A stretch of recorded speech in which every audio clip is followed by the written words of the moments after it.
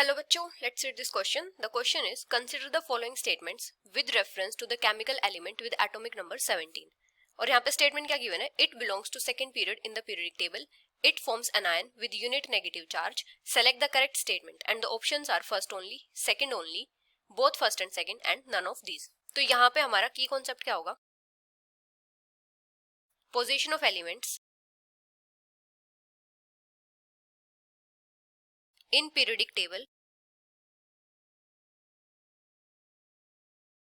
on the basis of their electronic configuration.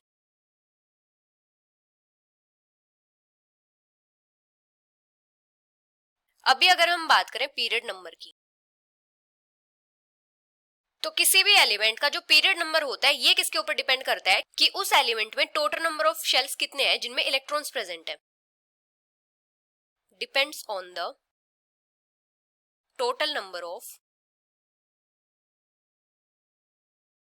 Orbits या फिर shells on which electron are present.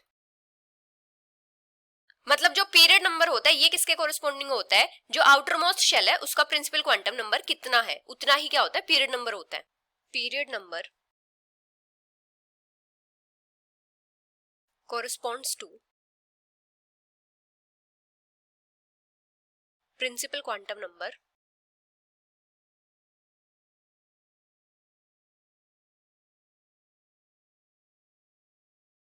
of the outermost shell on which electrons are present। तो जो outer most shell होता है जिसमें electrons present होते हैं period number उसके कोरिस्पोंडिंग होता है। अभी हमें एटॉमिक नंबर कितना गिवन है?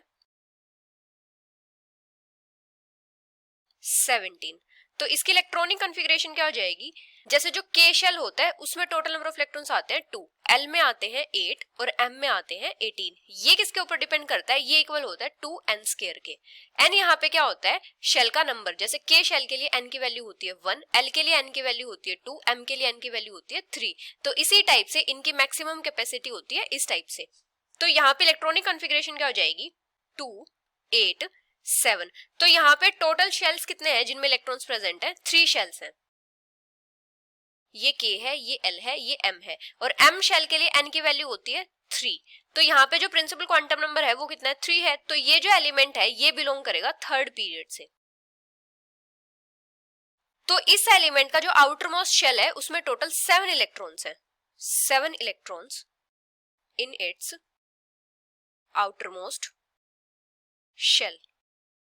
तो इसको अपना ऑक्टेट कंप्लीट करने के लिए एक इलेक्ट्रॉन की रिक्वायरमेंट है। Requirement of 1 electron to complete its octet. तो ये क्या करेगा? कहीं से भी एक इलेक्ट्रॉन इजीली गेन कर लेगा। Can easily gain 1 electron. और जब ये इलेक्ट्रॉन गेन करेगा तो यहाँ पे क्या हो जाएगा? इसके ऊपर यूनिट नेगेटिव चार्ज आएगा और ये एनायन फॉर्म करेगा। After gaining 1 electron, unit negative charge